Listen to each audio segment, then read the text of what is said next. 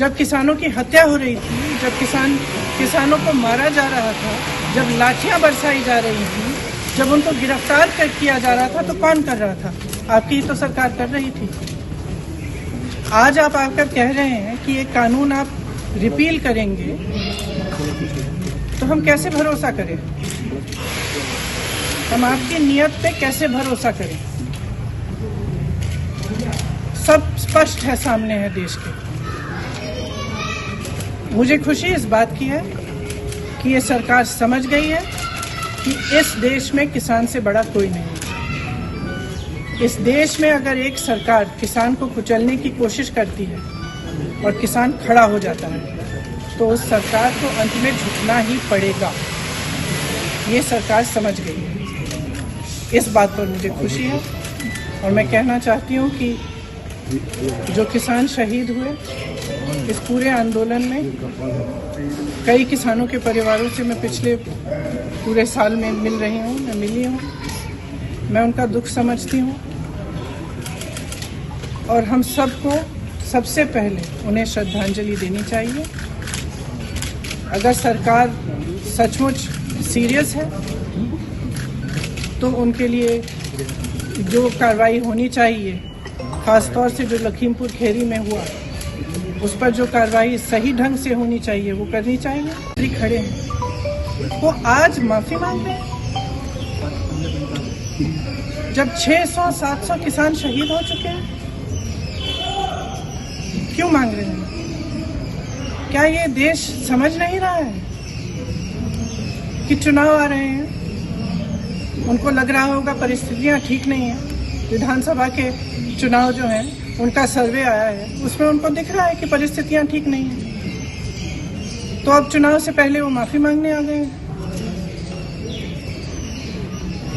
तो देखिए, हमें समझना पड़ेगा, जो सरकार है उसके ही नेताओं ने किसानों को क्या क्या नहीं बोला। आंदोलनजीवी, गुंडे, आतंकवादी, देशद्रोही, ये सब किसने कहा? जब ये सब कह रहे थे तो क्या हुआ? प्रधानमंत्री जी चुप क्यों थे? बल्कि उन्होंने आंदोलनजीवी शब्द बोला।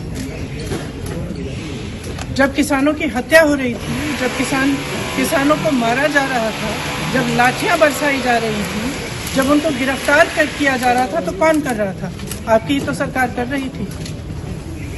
आज आप आकर कह रहे हैं कि ये कानून आप रिपील करेंगे, तो हम कैसे भरोसा करें? हम आपकी नियत पे कैसे भरोसा करें? शहीद दलजीत सिंह के परिवार की ओर गया, जो बहरेज के गांव में रहते हैं। मैं उनसे मिली थी, उनकी पत्नी पर मेरा ध्यान गया। जब मैं उनसे मिलने गई, उन्होंने मुझे कहा उनकी एक 19 साल की बेटी है, एक 13 साल का बच्चा है। तो हमारी बातचीत हुई परिवार वालों से, उन्होंने कुछ ज़्यादा कहा नहीं, चुपचाप बैठी थी। अंत में जब हम जाने वाले थे तो मेरे पास आए, उन्होंने कहा कि मुझे बहुत डर लग रहा है, मैं अपने पति के बिना इन दोनों बच्चों को कैसे संभालूंगी। अपनी बेटी के लिए डर है, हम यहाँ अकेले रह रहे हैं, डर है।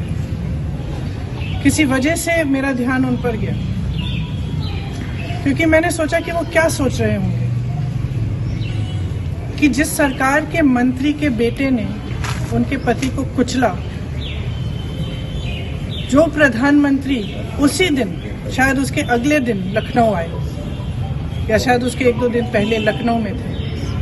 लखनऊ से उनका घर 15 मिनट में पहुंच सकते थे हेलीकॉप्टर में। वो क्या सोच रहे होंगे कि ये प्रधानमंत्री हमारे यहाँ नहीं आए, कुछ बोला नहीं।